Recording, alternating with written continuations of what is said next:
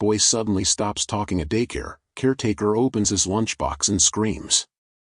The morning sun filtered through the fingerprint-smudged windows of Sunshine Daycare, casting long shadows across the colorful alphabet carpet where 23 children sat in their usual circle. Mrs. Elena Rodriguez adjusted her reading glasses and opened the worn copy of Brown Bear, a book she'd read thousands of times over her 15 years as a daycare provider in suburban Phoenix. "What do you see?" she asked the group, her voice carrying the practiced enthusiasm that had become second nature. A chorus of small voices erupted in response, except for one. Marcus Williams sat cross-legged at the edge of the circle, his small frame hunched forward, dark eyes fixed on his shoes.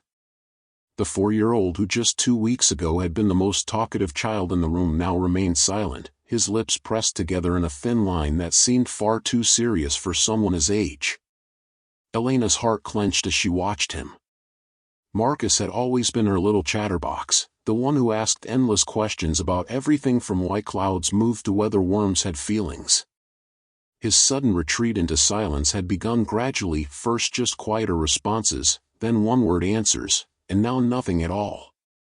"Marcus, honey," Elena said gently, closing the book and moving toward him. "Would you like to help me turn the pages today?" The boy's head lifted slightly, and for a moment, Elena thought she saw something flicker in his eyes, not defiance, but something that looked almost like fear. He shook his head once, then returned his gaze to his untied sneakers.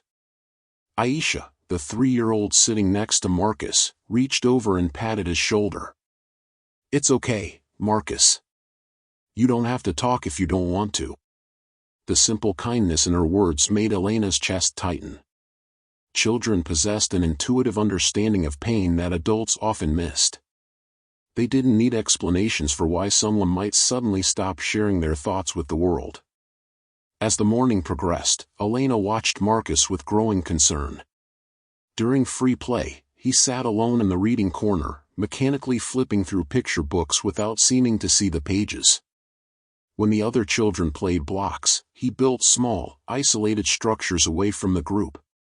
At art time, while his classmates chattered about their finger paintings, Marcus worked in complete silence, creating dark, heavy strokes that seemed to absorb the light around them. Mrs. Rodriguez, called Jessica, the daycare's assistant director, appearing at Elena's elbow during snack preparation. "Can I speak with you for a moment?" Elena glanced at Marcus, who was sitting at his usual spot at the small blue table, then followed Jessica to the kitchen area. "I've been watching Marcus too," Jessica whispered, her youthful face creased with worry. "This isn't normal behavior for him. Have you tried calling his parents?" Elena nodded, her hands busy preparing small cups of apple juice. "I've left 3 messages with his mother this week. She finally called back yesterday and said he's been quiet at home too." She seemed. Elena paused, searching for the right words. Distracted. Like she had other things on her mind. Jessica frowned. "What about his father?" "I've never met him. Marcus has mentioned him a few times, but he's never picked up or dropped off. It's always been his mother, Diane." Elena's voice dropped lower. "And lately, even she's been different. Rushed. Stressed. Sometimes she smells like alcohol when she comes to pick him up, but never enough to be concerning. Just noticeable." The 2 women exchanged a look that carried the weight of experience. In their line of work, they'd learned to read between the lines, to notice the subtle signs that something in a child's world wasn't right. But knowing when to act on those instincts was always the hardest part. "Should we document this?" Jessica asked. Elena considered the question. Documentation meant starting a paper trail, which could lead to investigations, which could lead to a child being removed from their home. But sometimes, staying silent was the greater sin. "Let's give it a few more days," Elena decided. "Maybe he's just processing something. Children go through phases." But even as she said the words, Elena didn't believe them. This wasn't a phase. This was a child who had something to say but couldn't find the courage to say it. The snack bell chimed, and Elena returned to the main room with a tray of crackers and juice cups. The children scrambled to their assigned seats, their energy infectious despite the November chill that had settled over Phoenix. Marcus took his usual spot, his small hands folded in his lap. "Remember, friends," Elena announced, "we need to eat our snacks before we can play outside.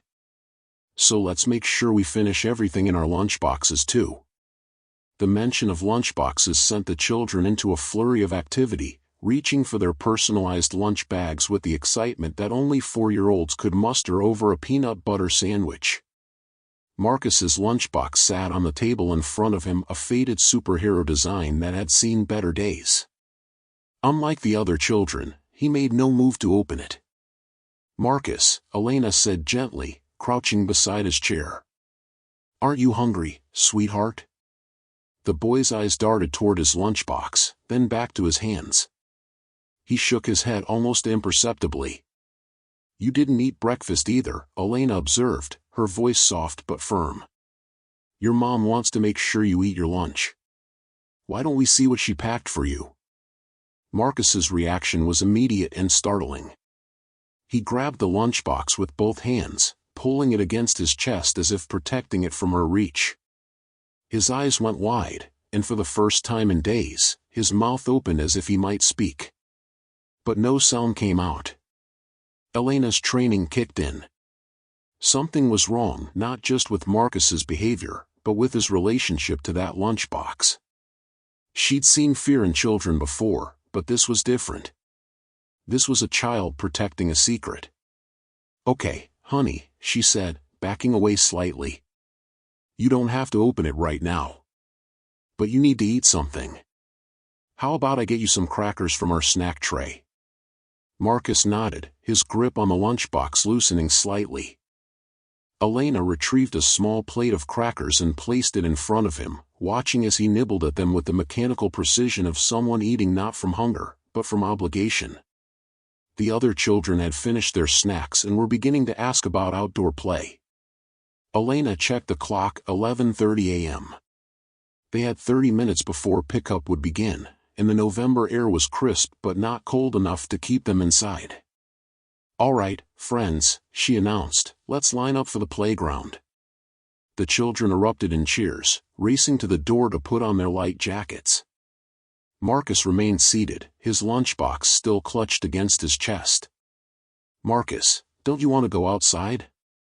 Elena asked. The boy looked toward the window, where the other children were already visible on the playground equipment. For a moment, something like longing crossed his face. Then he looked down at his lunchbox and shook his head. "I'll stay inside with you then," Elena said, making a decision that would change everything. "Jessica can watch the others." She called to her assistant, who nodded and led the excited group outside. The room fell quiet except for the distant sounds of children playing and the hum of the fluorescent lights overhead. Elena pulled a small chair next to Marcus and sat down. "You know, when I was your age, I sometimes had secrets that felt too big to tell anyone." Marcus's eyes flicked toward her, then away. "Sometimes secrets feel scary because we think people might be upset with us, or they might not understand. But secrets that make us feel sad or scared, those are the kinds of secrets that adults need to know about." The boy's breathing became more shallow, and Elena noticed his knuckles were white where he gripped the lunchbox. "Marcus, I want you to know that nothing you could tell me would make me angry with you. And nothing you could show me would make me stop caring about you." For a long moment, they sat in silence. Elena could hear her own heartbeat, could feel the weight of the decision she was about to make. Every instinct told her that whatever was in that lunchbox was the key to understanding Marcus's sudden silence. But forcing a child to reveal something they weren't ready to share could be just as damaging as ignoring the signs altogether. What if? Marcus's voice was so quiet Elena almost missed it. It was the first word he'd spoken in 4 days. "What if what, sweetheart? What if showing you makes everything worse?" The question hung in the air between them, heavy with implications that no 4-year-old should have to consider. Elena felt tears prick her eyes, but she kept her voice steady. "Sometimes things have to get a little messy before they can get better," she said. "But hiding something that's hurting you, that usually makes things worse, not better." Marcus looked at his lunchbox, then at Elena, then back at the lunchbox. His small chest rose and fell with the effort of breathing around whatever fear was consuming him. "Will you?" he whispered. "Will you open it?" Elena's heart nearly stopped. "Are you sure you want me to?" Marcus nodded, but his eyes were squeezed shut now, as if he couldn't bear to watch. With trembling hands, Elena reached for the lunchbox. The zipper was stuck, requiring her to work it gently back and forth. Marcus's breathing became more rapid, and she could see tears leaking from his closed eyes. The zipper finally gave way, and Elena lifted the lid. What she saw inside made her gasp, but it was what she found underneath the hastily packed sandwich that made her scream. Elena's scream echoed through the empty daycare room, a sound so raw and unexpected that it seemed to hang in the air long after her voice had given out. Her hands shook as she stared into Marcus's lunchbox, her mind struggling to process what she was seeing. Beneath a hastily wrapped peanut butter sandwich, crumpled and stained, lay a piece of notebook paper covered in crayon marks. But these weren't the typical drawings of a 4-year-old. These were words, misspelled, shakily written, but unmistakably clear in their desperate message. "Help me please. Mommy cries at night. Daddy hits. I hide in closet. Don't tell or Daddy will hit more." Below the text was a drawing that made Elena's stomach lurch, stick figures that clearly represented a family, with red marks covering the smaller figures and an angry face on the largest one. In a corner, almost hidden, was another drawing of what appeared to be a small figure crammed into a tiny space, with dark lines surrounding it. But it was what lay beneath the note that had caused Elena's scream. Wrapped in a paper towel, as if it were something precious, was a small Polaroid photograph. The image was blurry, clearly taken by a child, but it showed a woman's bruised arm and what appeared to be a man's angry silhouette in the background. Marcus's eyes snapped open at the sound of Elena's scream. When he saw her face, the terror in his expression was so raw that Elena felt her heart break into pieces. "No, no, no," he whispered, scrambling to reach for the lunchbox. "You weren't supposed to see that. You weren't supposed to see." Elena quickly closed the lunchbox, but her hands were shaking so violently that she nearly dropped it. Through the window, she could see Jessica with the other children, thankfully too far away to have heard the scream. But Marcus was now curled in his chair, sobbing with the kind of desperation that comes from a secret being exposed before its keeper is ready. "Marcus, sweetie," Elena whispered, her voice hoarse. "Marcus, look at me." But the boy had withdrawn completely, his small body shaking with silent sobs that were somehow more heartbreaking than if he had wailed aloud. Elena knelt beside his chair, her training warring with her instincts. Every protocol she'd learned screamed at her to document everything, to call Child Protective Services immediately, to follow the mandatory reporting procedures that were designed to protect children like Marcus. But the child in front of her was falling apart, and her immediate concern was for his emotional state. "Marcus," she said again, more firmly. "I need you to listen to me, okay? Can you lift your head and look at me?" Slowly, painfully, Marcus raised his head. His face was streaked with tears, and his nose was running, but his eyes held a maturity that no 4-year-old should possess. "Are you going to tell?" he whispered. The question was so loaded with fear and hope and desperate need that Elena felt her own eyes fill with tears. She reached out slowly, telegraphing her movements so he wouldn't be startled, and gently wiped his face with a tissue. "Marcus, I need to ask you some questions, and I need you to be very brave and tell me the truth. Can you do that?" He nodded, but she could see him retreating again, pulling inward like a turtle seeking the safety of its shell. "The picture in your lunchbox, did you take that?" Marcus nodded again, his voice barely audible. Mommy was crying and her arm was all purple. I wanted to remember so I could show someone, but then Daddy said if I ever told anyone, he would hurt Mommy worse. Elena felt bile rise in her throat. The calculated cruelty of threatening a child through their love for their parent was something she'd encountered before in her training, but experiencing it firsthand was devastating. "How long has this been happening, sweetheart?" Marcus's face scrunched up in concentration. Since summer. When it got hot outside. Daddy lost his job and started drinking the bad drinks during the day instead of just at night. Elena's mind raced. Summer had been 4 months ago. This child had been carrying this burden for 4 months, watching his mother be abused, living in fear, and trying to protect both himself and his parent. "Marcus, when you hide in the closet, is that in your bedroom?" "No," he whispered. "In Mommy's room. There's a big closet with all her dresses. I hide behind them and put my hands over my ears, but I can still hear everything." Elena closed her eyes briefly, trying to maintain her composure. The image of this small boy, hiding among his mother's clothes while violence erupted around him, was almost too much to bear. "Does he hurt you too?"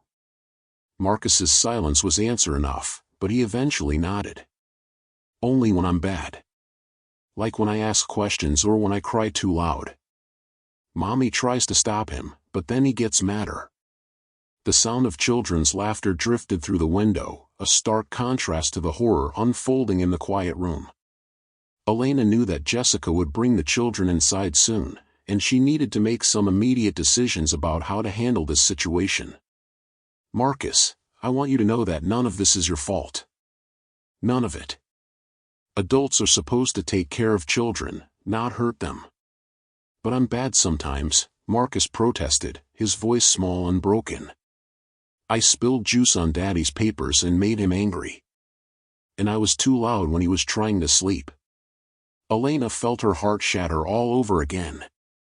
"Marcus, even when children make mistakes, adults should never hurt them.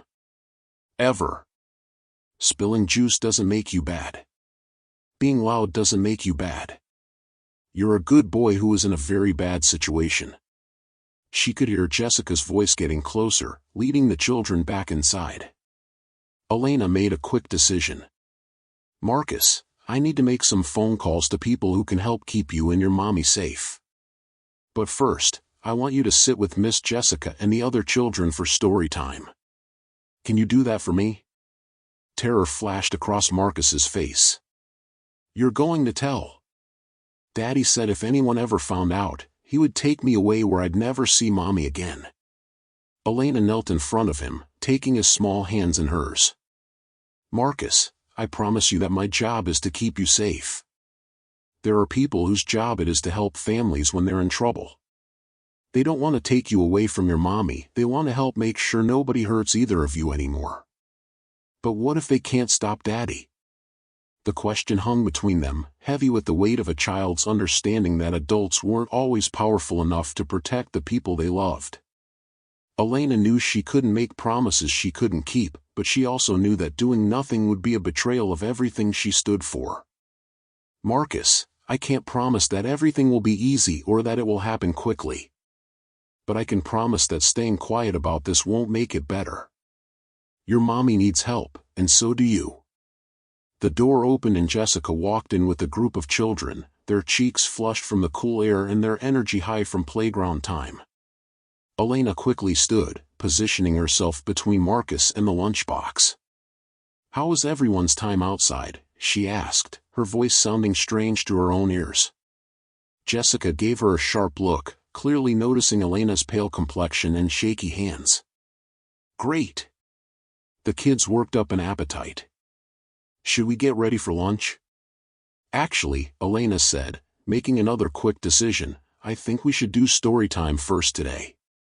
Marcus was just telling me how much he'd like to hear of the giving tree." Marcus looked up at her with confusion, but Elena gave him an encouraging smile. She needed time to think, to process what she'd learned, and to figure out the best way to proceed. The protocols were clear. She was a mandated reporter, and she was legally required to contact Child Protective Services within 24 hours of learning about suspected abuse. But the timing and the approach could make all the difference in how this played out for Marcus and his mother. As Jessica gathered the children for story time, Elena quietly moved Marcus's lunchbox to her desk, ensuring it was secure but out of sight. She needed to photograph the contents, document everything she'd learned, and prepare for the series of phone calls that would set in motion a process that could save Marcus's life or traumatize him further. While Jessica began reading, Elena stepped into the small office adjacent to the main room. Her hands were still shaking as she pulled out her phone and dialed the number she'd memorized years ago but had hoped never to use. Child Protective Services, this is Sandra. This is Elena Rodriguez at Sunshine Daycare. I need to report suspected child abuse. The words felt heavy on her tongue, and she found herself glancing through the office window at Marcus, who was sitting with the other children but staring off into space with that same distant expression he'd worn for days. Can you provide me with the child's name and your relationship to them? Marcus Williams, age 4. I'm his daycare provider. And what is the nature of the suspected abuse? Elena closed her eyes and began to recount everything Marcus had told her, everything she'd seen in his lunchbox, and her observations of his behavioral changes over the past several days. With each detail she shared, the situation became more real, more irreversible. Mrs. Rodriguez, based on what you've told me, we'll need to conduct an immediate investigation. Can you keep the child at your facility until one of our investigators can arrive? Elena's stomach dropped. How long will that take? We should have someone there within 2 hours. In the meantime, please don't contact the parents or alert them to the investigation. Document everything you've observed and preserve any physical evidence. After hanging up, Elena sat in a small office chair and put her head in her hands. In 2 hours, Marcus's world was going to change forever. There was no going back now, no more waiting to see if things would improve on their own. She had set in motion a series of events that would either save this child or add another layer of trauma to his already difficult life. Through the window, she watched Marcus sitting with his classmates. For the first time in days, he almost looked like a normal 4-year-old, listening to a story and occasionally glancing at the pictures Jessica was showing. It was heartbreaking to know that this might be one of the last moments of normalcy he would experience for a while. Elena's phone buzzed with a text message. It was from Diane Williams, running late for pickup today. Traffic is terrible. Should be there by 1:30. Elena stared at the message, her stomach churning. In normal circumstances, she would have simply responded with understanding. But now, knowing what she knew, every interaction with Marcus's mother would be colored by the knowledge of what was happening in their home. She texted back, no problem. Marcus is having a good day. It wasn't exactly a lie, but it wasn't the truth either. Marcus was having a day that would define the rest of his childhood, whether he knew it or not. Elena returned to the main room, where story time was winding down. Marcus looked up at her with those big, dark eyes, and she could see the question in them, what happens now? She gave him what she hoped was a reassuring smile, but inside, her heart was breaking for the little boy who had been forced to grow up too fast, who had tried to save his mother and himself with a crayon drawing and a blurry photograph hidden in his lunchbox. The clock on the wall ticked steadily toward 1:30, and Elena found herself caught between hoping that Diane would be delayed long enough for the CPS investigator to arrive, and dreading the moment when she would have to look Marcus's mother in the eye, knowing the secret that had been entrusted to her. One way or another, everything was about to change. At exactly 1:47 p.m., a black sedan pulled into the Sunshine Daycare parking lot. Elena watched through the window as a woman in her mid-30s stepped out, adjusting a leather briefcase and scanning the building with the practiced eye of someone accustomed to difficult situations. This had to be the CPS investigator. Elena's palms were sweaty as she buzzed the woman into the building. Most of the other children had already been picked up, leaving only Marcus and 3 others whose parents worked later shifts. "Mrs. Rodriguez? I'm Sarachan from Child Protective Services." The woman's handshake was firm, her voice professional but not unkind. "Is there somewhere private we can speak?" Elena nodded toward the small office. "Marcus is in the main room with my assistant. He doesn't know you're here yet." Sarah's expression softened slightly. "That's probably for the best. Can you show me what prompted your call?" With trembling hands, Elena retrieved Marcus's lunchbox from her desk drawer. As she opened it and revealed the contents, Sarah's professional composure remained intact, but Elena noticed her jaw tighten almost imperceptibly. "Has the child spoken to you about these items?" Elena recounted her conversation with Marcus, watching as Sarah took detailed notes. The investigator's questions were thorough but gentle, designed to extract information without leading or contaminating Elena's account. "You mentioned that the mother, Diane Williams, was supposed to pick him up at 1:30? Elena checked her phone. She texted that she'd be late due to traffic. "Should be here any minute." "Good. I'd like to observe their interaction before I speak with her. Can you arrange that naturally?" Elena nodded, though her stomach was churning with anxiety. Through the office window, she could see Marcus sitting at a small table, methodically coloring in a coloring book while the other children played nearby. Jessica had clearly noticed something was wrong. She kept glancing toward the office with concerned eyes. "There's something else," Elena said quietly. "Marcus has been completely silent for the past several days. Today was the first time he spoke, and only to ask me to open his lunchbox. The behavioral change has been dramatic." Sarah made another note. Selective mutism can be a trauma response, especially in cases of domestic violence. Children often withdraw when they feel powerless to change their situation. The sound of a car door slamming drew their attention to the window. Diane Williams was hurrying across the parking lot, her movements jerky and agitated. Even from a distance, Elena could see that something was wrong.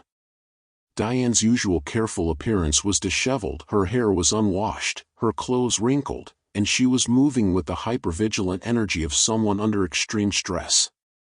"Stay here," Sarah instructed Elena.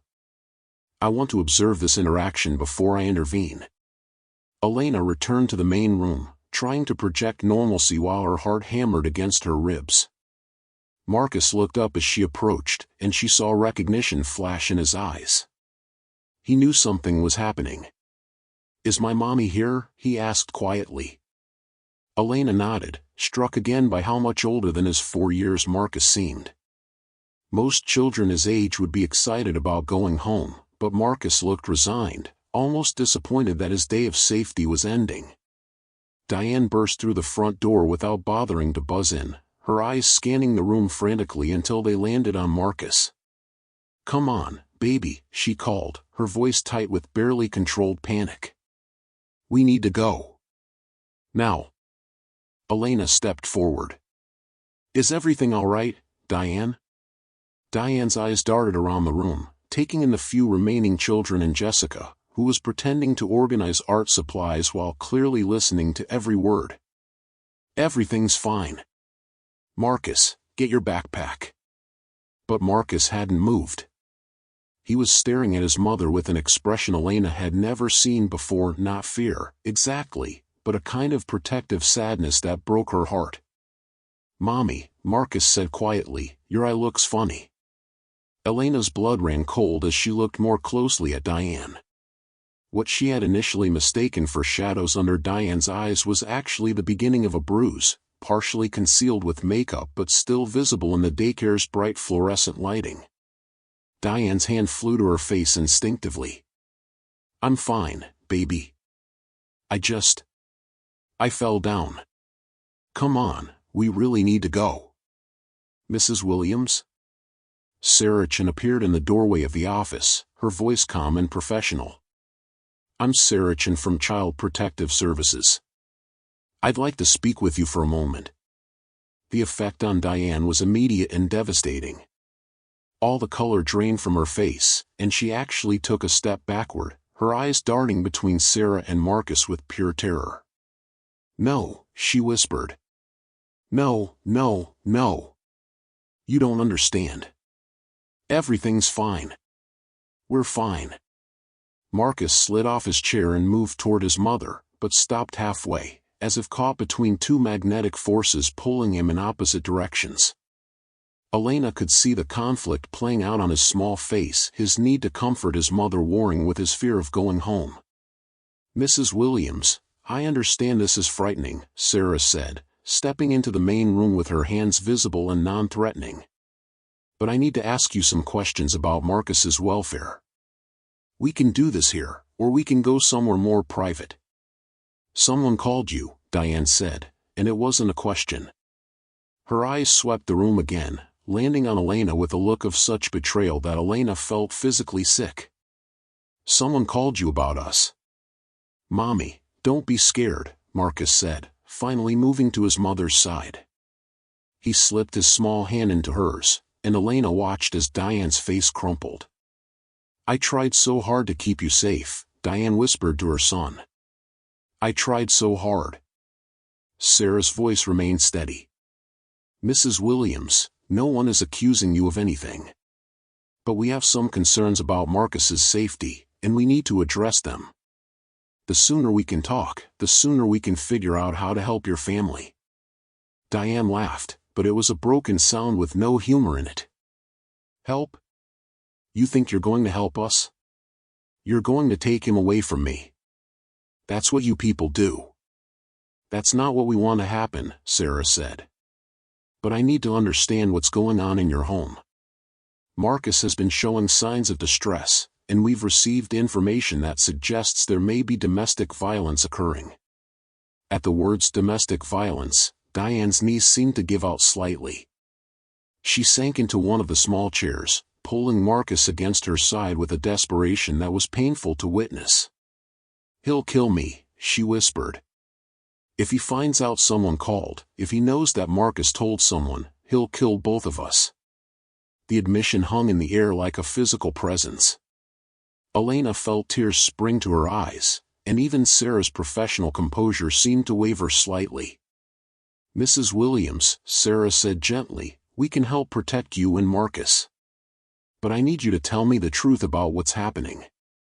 Diane looked at her son, who was standing silently beside her chair, his small hand resting on her arm in a gesture that seemed far too mature for his age. When she spoke, her voice was barely audible. "His name is Rick. He's not Marcus's father, but he's been living with us for about 6 months.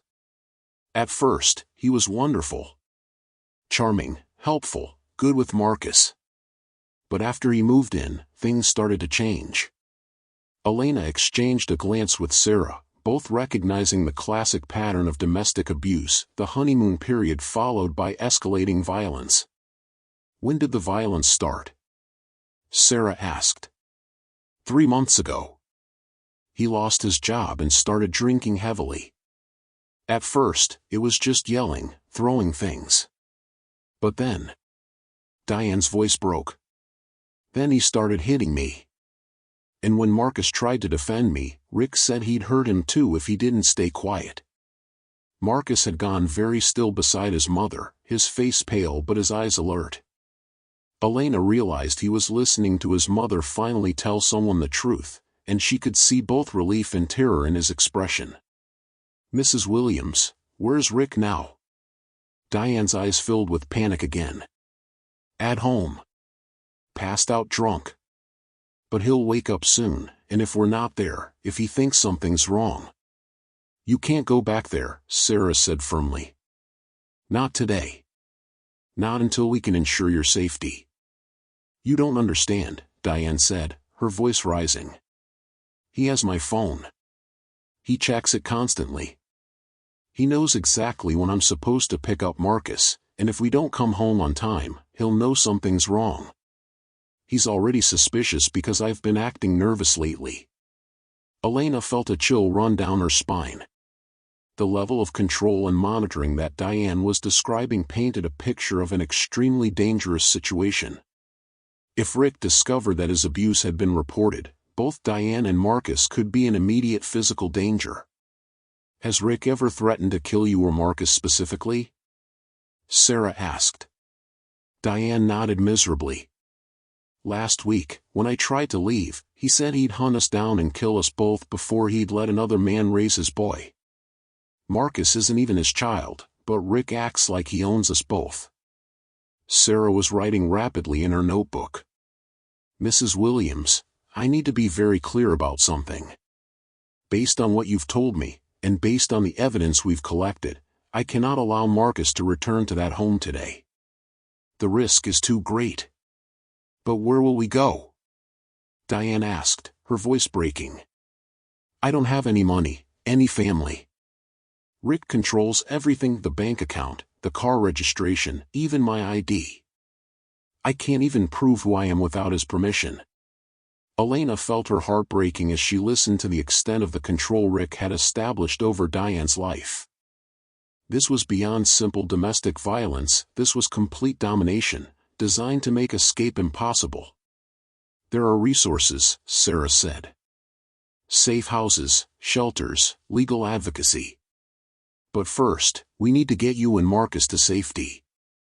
I'm going to call for backup, and we're going to escort you to collect some essential items from your home while Rick is unconscious." "What if he wakes up?" Diane whispered. "Then we'll be there to protect you," Sarah replied. "But Mrs. Williams, I need you to understand this situation cannot continue. For Marcus's sake, if not for your own, this has to end today." Marcus, who had been silent throughout this exchange, suddenly spoke up. "Mommy, remember what you told me about being brave?" Diane looked down at her son, tears streaming down her face. "What's that, baby?" "You said sometimes being brave means asking for help even when you're scared." Elena felt tears spring to her own eyes as she watched this 4-year-old child comfort his mother and encourage her to accept the help she desperately needed. The role reversal was heartbreaking, but it also showed the incredible strength and wisdom that Marcus had developed as a result of his traumatic experiences. Diane hugged her son tightly, and when she looked up at Sarah, Elena could see that she had made her decision. "Okay," she whispered. "Okay. Help us." Sarah nodded and began making phone calls, coordinating with law enforcement and emergency services. Elena watched as Marcus and his mother held each other, both of them trembling with fear and hope in equal measure. As she watched this family begin the process of escaping their nightmare, Elena couldn't help but wonder what would happen next. The immediate danger would be addressed, but the long-term healing for both Diane and Marcus would take much longer. The trauma they had endured would shape them for years to come, but at least now they had a chance to heal together, safely.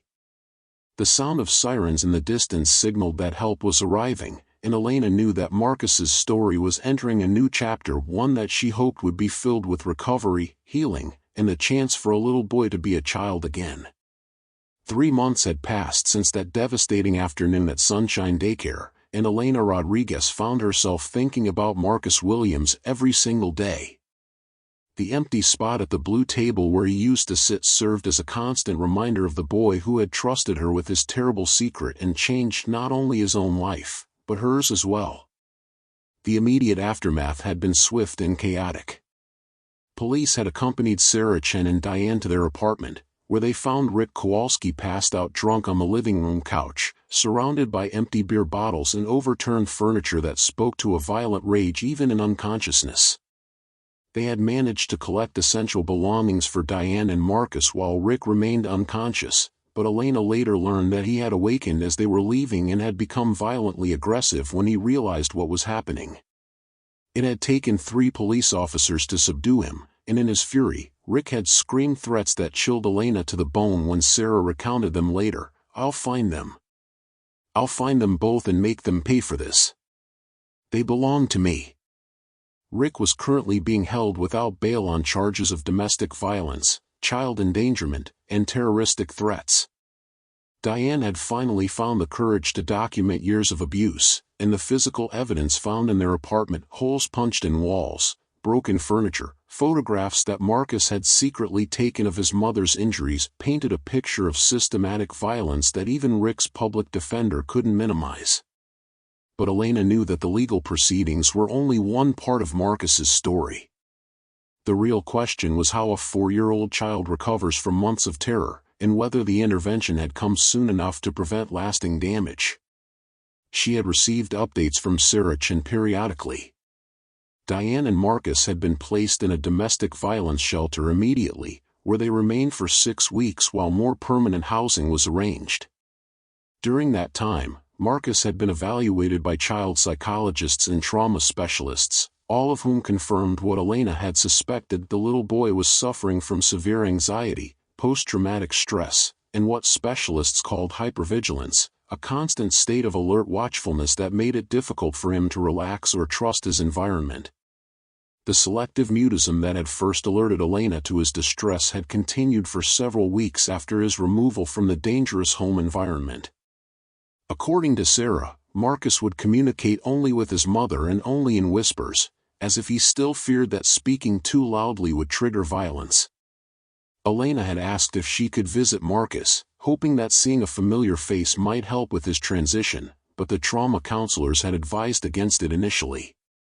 Marcus needed time to process his experiences without reminders of the period when he had been forced to carry such a heavy burden of secrets. Now, however, Sarah had called with news that filled Elena with both hope and nervousness. "Marcus has been asking about you," Sarah had said over the phone that morning. "His therapist thinks it might be beneficial for him to see you again. He's made significant progress, and he's been talking about wanting to thank you." Elena's heart had clenched at those words. A 4-year-old shouldn't have to thank an adult for protecting him. It should have been a given, an assumption he could make about the world. But Marcus's childhood had taught him that safety was rare and protection uncertain. Now Elena sat in the waiting room of the family counseling center where Marcus and his mother were receiving ongoing therapy. The building was designed to be non-threatening: soft colors, comfortable furniture, children's artwork on the walls, but Elena couldn't shake her nervousness about seeing Marcus again. "Mrs. Rodriguez?" A woman in her 40s with kind eyes and graying hair approached. "I'm Dr. Linda Martinez, Marcus's therapist. Thank you for coming today." Elena stood, smoothing her sweater nervously.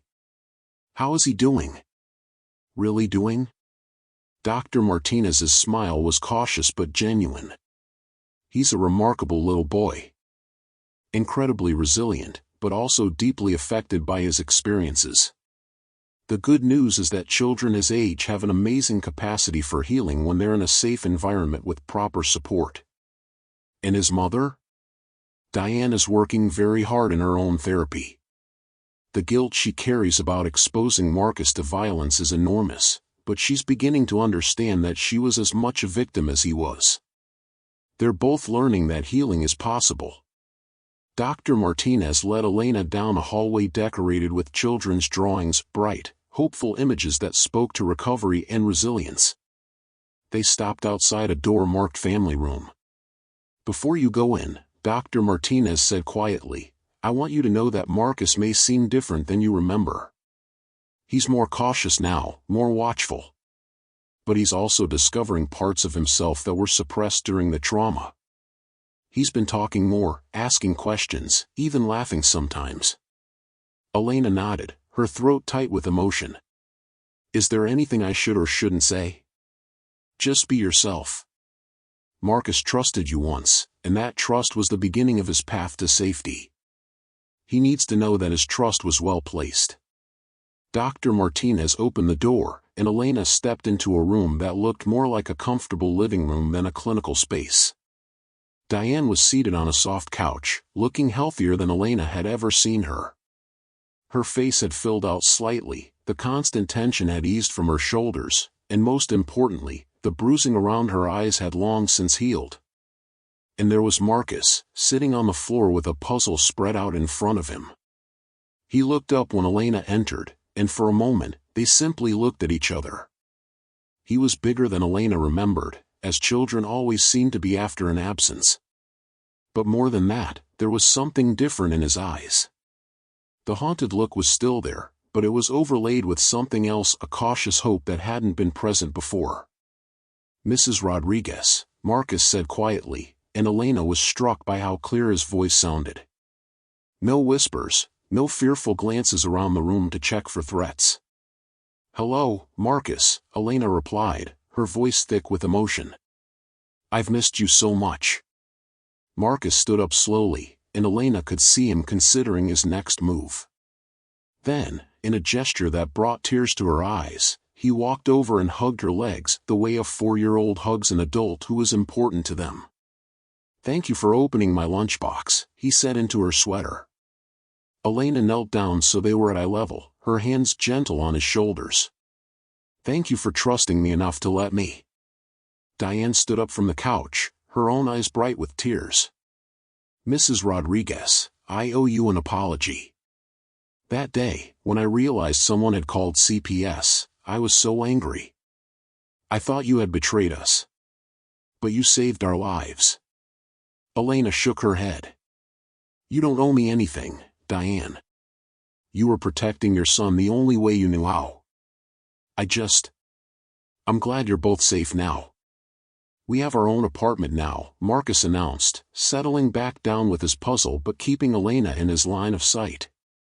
"It has 2 bedrooms, and my room has a window that looks out at a playground. And the doors have locks that only Mommy and I know how to use." The pride in his voice when he mentioned the locks broke Elena's heart. No child should have to find security in door locks, but she was glad that Marcus was learning what safety felt like. "That sounds wonderful," Elena said, sitting cross-legged on the floor near his puzzle. "What else is different about your new home?" Marcus's face lit up, an expression Elena had rarely seen during his time at the daycare. "We have a cat.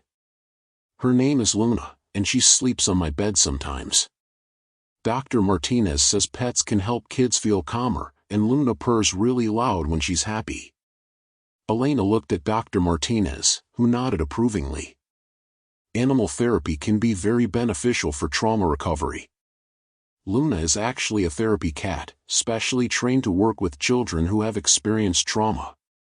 And Mommy doesn't cry at night anymore," Marcus added matter-of-factly, returning to his puzzle. "Sometimes she has bad dreams, but when she wakes up, I tell her we're safe now, and she feels better."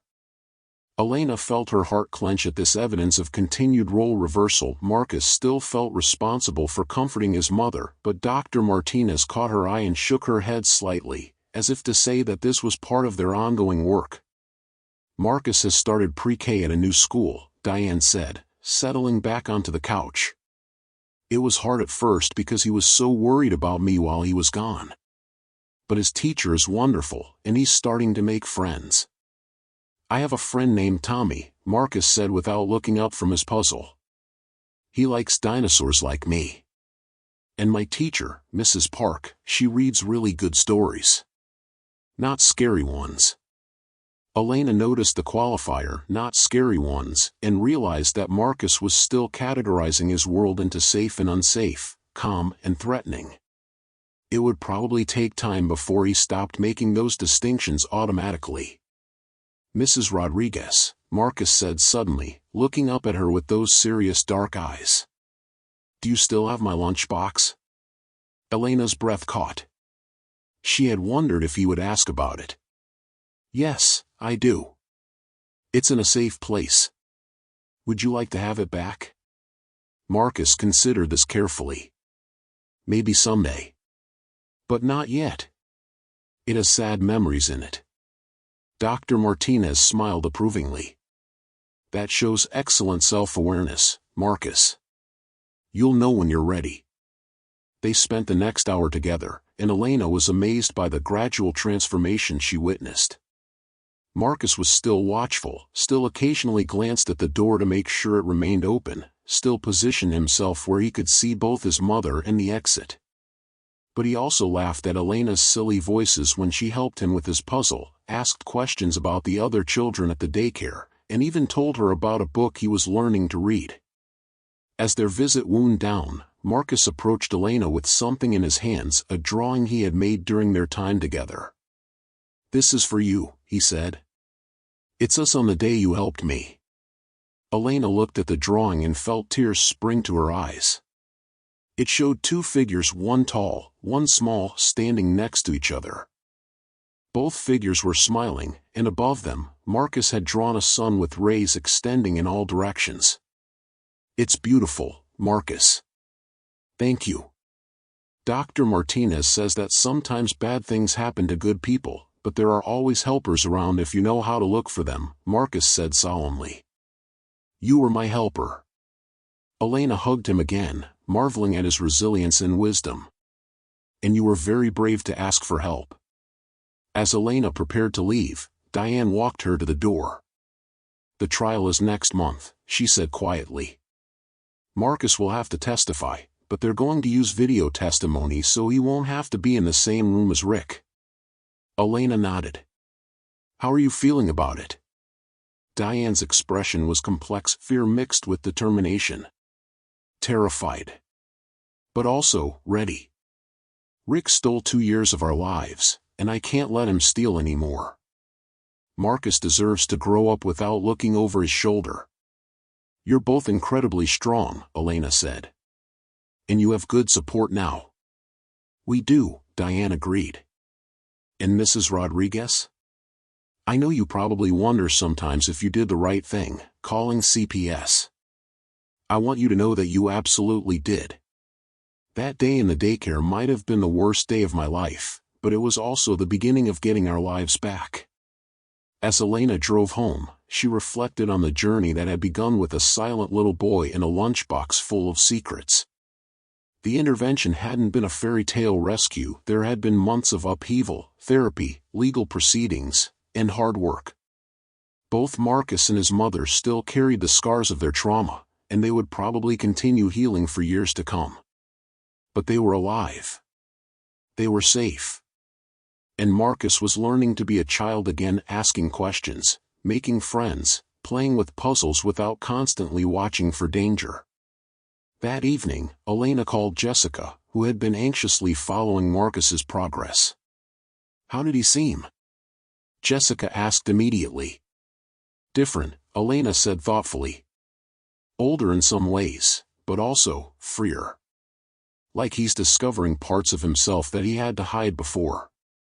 "Do you think he'll be okay? Really okay?" Elena looked at Marcus's drawing, which she had hung on her refrigerator next to pictures from her own grandchildren.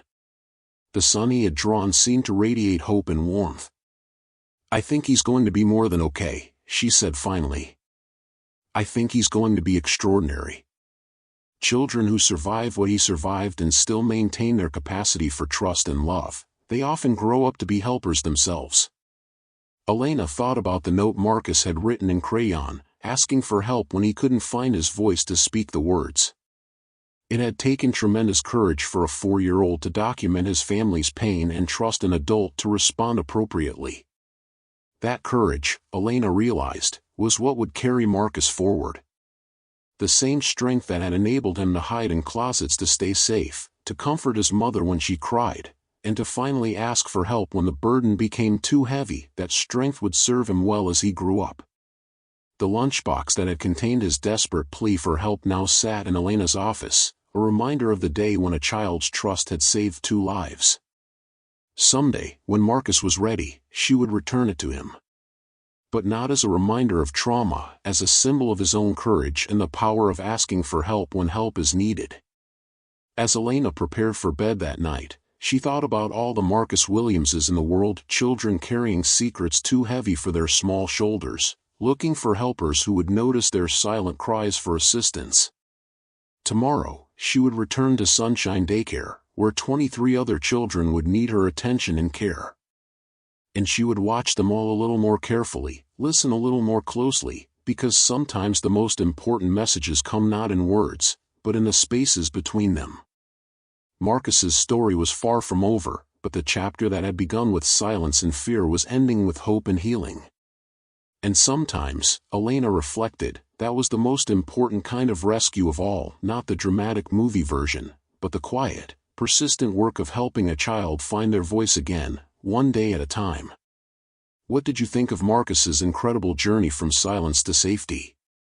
This powerful story shows us how one person's courage to speak up can change everything. If this story touched your heart and reminded you of the importance of protecting children, please let us know in the comments below. Your thoughts and reactions mean the world to us. Don't forget to hit that like button if you believe in the power of standing up for those who can't speak for themselves, and make sure to subscribe to our channel for more inspiring true stories that shed light on important social issues. Your support helps us continue sharing stories that matter and raising awareness about child protection. Thank you for watching, and remember, sometimes the smallest voice carries the most important message.